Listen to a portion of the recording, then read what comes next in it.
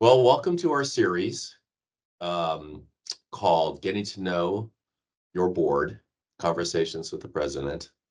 My name is Jim Fang. I'm the current president of the HFSA, and our guest today is a longstanding member of our society and current board member, Nancy Sweitzer, who I've known also for many, many years. So welcome, Nancy. Thanks for doing this. Thanks, Jim. My pleasure. Well, why don't you tell us and our viewers and our listeners, how'd you get here? Where you from? What do you do now, etc. So I have a complicated and widely varying life. I've moved all over. I was born in a small town in northern Wisconsin, but when I was very small, we moved to Massachusetts, and I grew up in western Massachusetts. I've lived during my medical career, I've lived and worked in Boston and in Madison, Wisconsin, and in Tucson, Arizona, and now I'm in St. Louis, Missouri at WashU in St. Louis. I've realized that what I love in my career is tackling challenges at an academic institution and trying to affect change and growth and progress at that institution. And I think that when I find I'm unable to make change happen any longer because I've been there a long time or because leadership has changed, I tend to look for another opportunity and place to go to work on affecting change. I spend my days as a heart failure and transplant cardiologist, very focused in clinical research in heart failure and transplant cardiology, because I've found throughout my career, I started as actually a basic scientist, but I've found throughout my career that I really love thinking about and pushing the envelope in terms of therapies for patients and understanding the physiology and pathophysiology of heart failure. That's what gets me up in the morning. I love caring for patients, but I love pushing the boundaries and making progress in terms of being more effective at treating patients. And that's how I've spent my career. And you have other roles too in your life. Tell us a little about how you got to medical journalism, so to speak. Yeah, so I'm the editor-in-chief of Circulation Heart Failure.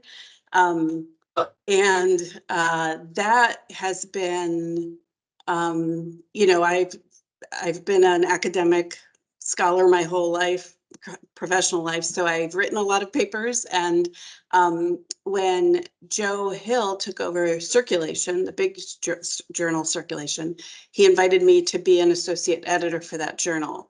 I did that for a year and I really loved it. I loved how Joe ran his team, and I loved being part of the discussion in terms of what papers were worthwhile for publication in that esteemed journal. And then the announcement came out for an editor-in-chief for Circulation Heart Failure. And I talked to Joe and I said, should I apply? And he said, yes, you should apply. So I did. And Joe's been a mentor of mine my whole career. I often call Joe and ask him if I should do things. So I applied for the Circulation Heart Failure job. I got the job in 2017. I just love it. I love thinking about, again, the cutting edge of heart failure and heart failure therapies and understanding of the physiology. And we do that at the journal every week. And it's just a huge pleasure. Also, just incidentally, one of the things I love about being a journal editor is it's the only part of my life where I can make a decision and decide what I want to happen, and it does. There's no one telling me I can't do it. There's no one saying, hey, well, let's talk about that, or we don't have any money. Sometimes AHA says that, but I really do have way more control there than in any other aspect of my life, which I find quite delightful. So, but really it's, seeing the science being produced by the great investigators in our field and looking at the new questions and the emerging questions in heart failure and helping, hopefully, get out into the literature the really good science through our journal. Yeah, no, that's well articulated. Well, again, what is it about heart failure, though? I mean, you and I trained together, and You know, we were all probably allured to cardiovascular medicine because we could blow up balloons or look at EKGs in a fancy way. Why aren't you doing those things? So actually, I was never lured by blowing up balloons. I love the cath lab. The cath lab's fun, you know, high pay, fast paced. But I became a heart failure cardiologist in medical school. I was doing a sub-I at the VA hospital in Madison, Wisconsin, where I went to medical school. And we had uh, I would say, to be kind, a somewhat disengaged intern and resident on the service. And the fellow who I still know to this day as a cardiologist in Northern Wisconsin, um, he took me under his wing, and I was putting in swans and I was putting in art lines, and we were taking care of patients. And then I remember one week I had 3 older gentlemen in heart failure, all newly diagnosed and massively volume overloaded. And in a week, I diuresed 100 pounds off these 3 gentlemen.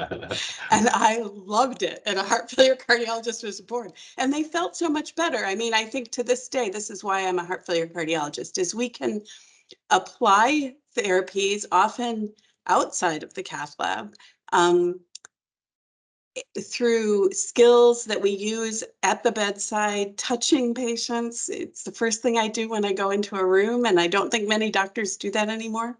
And examining patients and using therapies intelligently to make them feel better, with that as a primary goal. Of course, living longer and staying out of the hospital, but really making people feel better gives me enormous pleasure. And it's why I'm a heart failure cardiologist.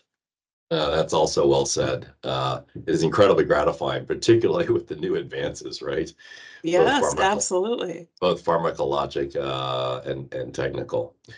Um, Mhm.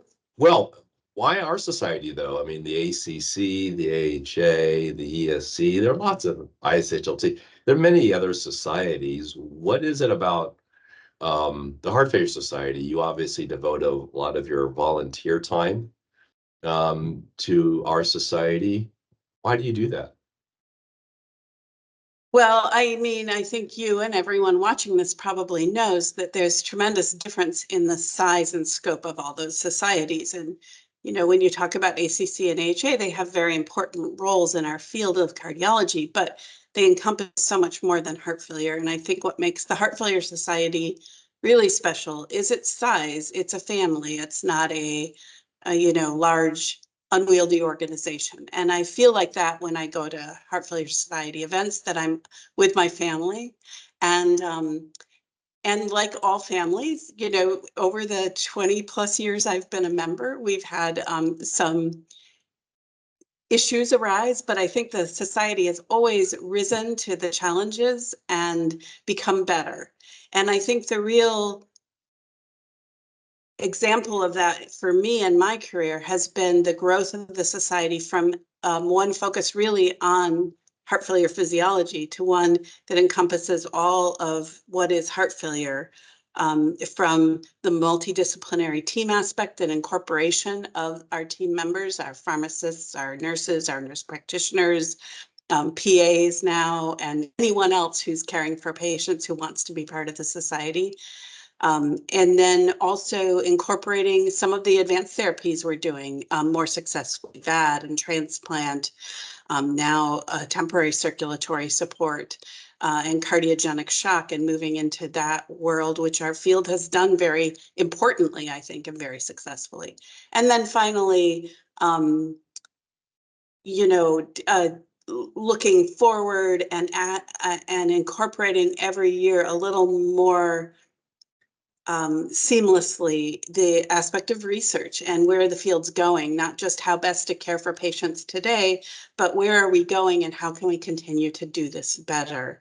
And so I think that because the society's focused on those things, all of which are really important to me, and because all of my best friends are in HFSA. I love going to events and seeing my family, as I say, and I really feel like it's our society to do it as we want to make the world better for the patients we care for. And that's just a mission that really resonates with me. Yeah, it really is our professional home, isn't it? I realize we Mhm. have our academic homes, but it really has become our professional home, independent Yes, actually of our day jobs. Um, exactly. well, let's talk a little bit about you. I've known you a long time. I do know you like to read and travel. Well, what do you like to do when you are not editor-in-chief of Sir Cart Fair or the director of cardiovascular research at WashU or in the trenches, seeing patients in So, clinic or on the floor? right. So I live a very quiet life outside of work generally. I do travel quite a lot. I love to travel. And most of my travel is for work. And that is really the excitement in my life. Traveling, as you know, is something that challenges you and pushes you outside your comfort zone. And for me, that uses up all of my extroverted energy. And so when I'm not traveling and I'm not working, I live a quiet life at home. I have two adult children who are grown and out of the house. I talk to them whenever they'll talk to me in their busy lives. And then I read, I knit, I play the piano. I do a lot of sort of solo activities that I enjoy very much to charge my batteries, be mindful of the world in which I live, get outside and hike wherever I live. As you know, I lived for almost a decade in Tucson, Arizona, which I found to be a fantastic place in terms of nature and recharging my batteries. So I guess outside of work and outside of travel, I'm recharging my batteries so that I have the energy for those other two activities. And you're a dog lover. I am a dog lover. Yeah, as am I. So, well, let's get to the final question, which many have found the most challenging, that I gave you some heads up about. What is your favorite movie, even if you don't like movies? Yeah, well, I told you at the beginning as we were preparing that I do not enjoy movies. I don't tend to watch them. In fact, most of the movie watching I do happens on planes when I have a Yeah, long haul flight. right, right. I'll rack up the movies and watch. Um, so you prepared me for this, but I'm unprepared. There was a movie I saw this year, but I can't remember what it was that I enjoyed. Um, so I'm going to twist the question, as I'm sure a lot of people do. So I'm a total addict of British crime TV. That's what I don't watch movies, but I watch these hour and a half long, Yeah. British. Um, yeah. So I can't remember the names of anything. I'm sorry. I gotta. Oh, don't Um, worry about it. I mean, have you seen Peaky Blinders? yeah, I don't like the goofy ones so much. Yeah, well, it's pretty violent. It's not for everybody, but Right. it's that's a Um, BBC. That's not really a mystery. It's a BBC series about a gang. Yes, no, I've seen it. It's not my favorite. So I'm watching the fourth season just came out of one I love called McDonald and Dobbs. And Oh my McDonald God. is a young um, sort of cheeky African American police detective, and Dobbs is an old um, unattractive white man who strikes people as inept, but who is actually very, very clever. And it's Right. super well done. And so that's what I'm watching right now. Movies are really hard for me, Jim. As you know, the book is better than the movie. Yeah, and as you said, well, I've got to watch McDonald and Dobbs. I had never heard It's of it. great. Yeah, It's it's sort of. very unexciting. I mean, if you're a Peaky Blinders, Yeah, exactly. Well, do you remember it's Columbo? quiet. I love it. Hmm? Do you remember the TV show Columbo? Oh, yes. Yeah, it's sort of a disheveled cop that nobody Right. really thought much Right. of, but was very clever. Yeah, Exactly. yeah, yeah, yeah. Exactly. Well, thanks, Nancy. This has been fantastic. My I learned pleasure. I learned a little bit more about you. I thought I knew everything about you since I've known you so long, but this has been Yes. great. Thanks so much for doing this. My pleasure. And till next time and our next board member, see ya. Bye, Jim.